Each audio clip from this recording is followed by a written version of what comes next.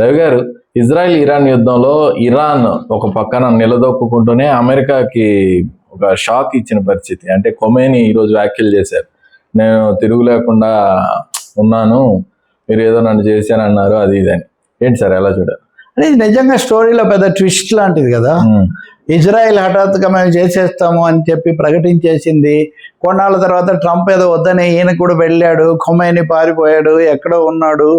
ఇవన్నీ చెప్పిన తర్వాత ఏదో దిగ్బంధనంలో ఇరాన్ అయిపోయింది అని చెప్పిన తర్వాత హఠాత్తుగా కాల్పుల విరమణ జరుగుతుందని ట్రంప్ ప్రకటించాడు. నేనే మాట్లాడాను అన్నాడు. దీన్నే నేను ఖాతరు చేయనని ఇరాన్ ఇంకో 2 బాంబులు వేసి తర్వాత వాళ్ళు సర్దుకున్నారు. కాల్పుల విరమణ ప్రస్తుతం కొంత అమలు జరుగుతుంది.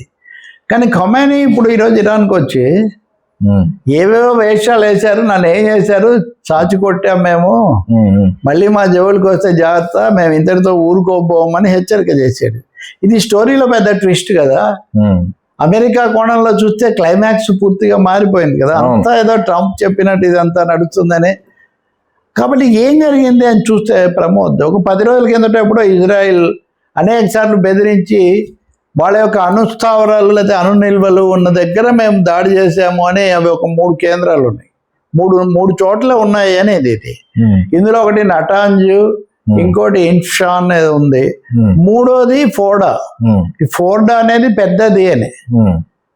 ఈ నటాంజు, ఇన్ఫ్షా వీటి మీద ఇజ్రాయిల్ బాగా బాంబులు వేస్తే ఆ తర్వాత ఇజ్రాన్ వాడు ఏదో చెప్పాడు, కానీ అదే అలా నడుస్తుండగానే ఆయన అక్కడి నుంచి తరలించారు. ఒక వారం రోజులు అయిన తర్వాత హఠాత్తుగా ట్రంప్ మేము యుద్ధంలోకి వెళ్ళే అవకాశం ఉంది, వెళ్ళాలా వద్దనుకుంటున్నాం, యుద్ధం కాదు, మేము కేవలం వాళ్ళ అణు నిల్వలను అణ్వస్త్ర ప్రయత్నాలను ధ్వంసం చేయడానికే వెళ్తున్నాము అని చెప్పి నిజంగానే వెళ్ళి వేశాడు.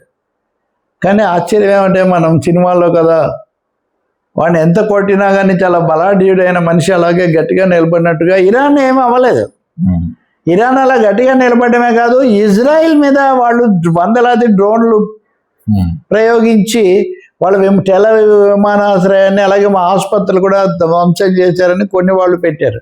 నిజం చెప్పాలంటే ఇజ్రాయిల్ గాజాలో 56,000 మంది ఇప్పటికి ప్రాణాలు కోల్పోయారు వాళ్ళ దాడుల్లో. కాబట్టి అది ఒక లెక్క. కానీ ఇరాన్ను దెబ్బతీయటం అయిపోయింది, ఇజ్రాయిల్ తిరుగులేని శక్తి, మీలాంటి వాళ్ళందరికీ ఒక ఇంప్రెషన్ ఇస్తూ వచ్చారు కదా. ఇంకోటి ఏం చెప్పారు, ఇజ్రాయిల్కు పైన ఒక పెద్ద ఆకాశ కవచం ఉంది, ఒకవేళ అక్కడి నుంచి ఇరాన్ మిసైలు పంపించినా కానీ ఏం చేయలేదు, ఇవి వాటిని దుర్భేద్యం అని. కానీ అదేమీ పనిచేయదని తేలిపోయింది. ఇరాన్ ఏం చేసింది, వాళ్ళ super sonic missiles super sonic missiles ను ట్రెడిషనల్ మిసైల్స్ లో కవరప్ చేసి అక్కడ ప్రయోగించింది. ఆ మిసైల్స్ పనిచేసాయి. వీటి యొక్క సోకాల్డ్ ఆకాశ కవచం అన్నది సూపర్ సోనిక్ మిసైల్స్ ఉద్దేశించి చేశారు, కానీ మామూలు వాళ్ళు అనుసరించిన ఎత్తుగడం అనేది అది పనిచేయలేదు. మా దగ్గర అలాంటివి ఇంకా 100లో ఉన్నాయి, మేము భవిష్యత్తులో చేస్తామన్నారు. సో ఇక్కడ ఏమైందంటే ఇజ్రాయెల్ షేక్ అయిపోయింది. అమెరికా విషయానికి వస్తే అమెరికా ఎందుకు పంపించింది, ఇజ్రాయెల్ను ముందు పంపించి తర్వాత తను వెళ్ళాలనుకుంది. ఇజ్రాయెల్ దెబ్బతింటుంది అని భావించగానే నేను రంగప్రవేశం చేస్తాను అని ఒక నాటకం ఆడారు. ఇందులో మూడోది ఉంది, 3 అణుస్థావరాల్లో ఈ ఫోర్డో అనేటటువంటి 3వ కేంద్రం భూగర్భంలో 85 మీటర్ల అడుగున ఉంటుందని, దాన్ని స్పృశించే అవకాశం కూడా లేదని ఇరాన్ కానీ పరిశీలకులు కానీ భావిస్తున్నారు. నిజంగానే వీళ్ళు దాన్ని ఏం చేయలేకపోయారు. ఇంకా మిగిలిన 2 చోట్ల మా నిల్వలు ఎప్పుడో ట్రాన్స్ఫర్ చేసాం, బదిలించాం, ఇక్కడ ఏం లేవని వాళ్ళు ప్రకటించారు. కాబట్టి ఇంత ఆర్భాటంగా ఎందుకు చేశారో అది కాస్త విఫలమైపోయింది. దీన్ని కప్పిపుచ్చడం కోసం మళ్ళీ మేము ఎదురుదాడి చేసాం, దెబ్బతీసాం, అమెరికా కూడా వచ్చింది. అమెరికా మీదకి ప్రపంచం దృష్టిని మరల్చి తాను బయటపడడానికి ఇజ్రాయెల్ కూడా ఒక ప్రయత్నం చేసింది. కానీ ఇవన్నీ ఏం జరగకపోగా ఇరాన్ 1-2 సార్లు గట్టిగా నిలబడ్డాం. ఇప్పుడు అచ్చంగా ఖొమైనీ కూడా బయటికి వచ్చి హెచ్చరిక జారీ చేయడంతో పశ్చిమాసియాలో ఇరాన్ ఒకటే పెద్ద దేశం, బలమైన దేశం.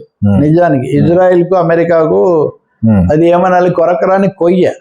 దాన్ని దెబ్బతీసి ఇజ్రాయిల్కి ఆధిపత్యం తెప్పించాలని వాళ్ళు అనుకున్నారు. ఇప్పుడు అది విఫలమైపోయింది. కాబట్టి ఇప్పుడు ఏదో ఒక విధంగా మళ్ళీ ఆ మిత్ను రీఎస్టాబ్లిష్ చేయాలి. దానికోసం తండాలు పడుతున్నారు. మీరు గమనిస్తే నిన్న అమెరికా మళ్ళీ మేము దాడులు చేసే అవకాశం ఉందని కూడా ఓ ప్రకటన చేశారు. ఇవన్నీ ఎందుకు చేశారంటే అంతర్జాతీయ అణుశక్తి సంస్థ IAEA, international atomic energy agency, వాళ్ళు అక్కడ ఏదో ఉంది అని చెప్పారు కాబట్టి వాటిని నాశనం చేయడానికి అని వీళ్ళు అంటున్నారు. కానీ IAEA మా దగ్గర మేమేమి అక్కడ కనుక్కోలేదు, అక్కడ ఏం లేదు, వాటిని ఏం చేయలేరు వీళ్ళని వాళ్ళు చెప్పారు. సో ఏ విధంగా చూసినా ఇరాన్కు గుణపాఠం అని బయలుదేరిన వాళ్ళు వీళ్ళు గుణపాఠం నేర్చుకొని తీవ్రమైన భంగపాటుకు గురై బయటపడ్డారు. ఈ తర్వాత ఎలాంటి దారి తీస్తుంది? ఇంకొకటి, ఒకవేళ పశ్చిమాసియాకే ఇదే మెసేజ్ అయితే అక్కడ చమురు సంపన్నం, ఇంధన సంపన్నం, దాని మీద తిష్ట వేయాలన్న వీళ్ళ దీర్ఘకాల వ్యూహాలు దెబ్బతింటాయి. ఎప్పుడైతే ఇరాన్లో దెబ్బతిన్నారో హెజ్బుల్లా, హమాస్, హైతీ అనేది యెమెన్లో ఉంటుంది, లెబనాన్లో అది హిజ్బుల్లా ఉంటుంది, గాజాలో హమాస్ ఉంటుంది. వీళ్ళందరూ తగులుకున్నారు ఇజ్రాయిల్కు. మీరు మళ్ళీ ఇరాన్ ఏమన్నా చేస్తే మేము మీ మీద పడతామని. సో ఈ విధంగా వాళ్ళు అనుకున్నది ఒకటైతే జరిగింది ఇంకొకటి అయిపోయి ఒక తీవ్ర ఇరకాటంలో ఎదురు దెబ్బలో పడ్డారు. ఈ మొత్తంలో మనకు విచారం కలిగించేది ఒకటే, మన మోదీ గారు కూడా అక్కడ ఒక నిస్సహాయ విగ్రహం లాగా మిగిలిపోయాడు.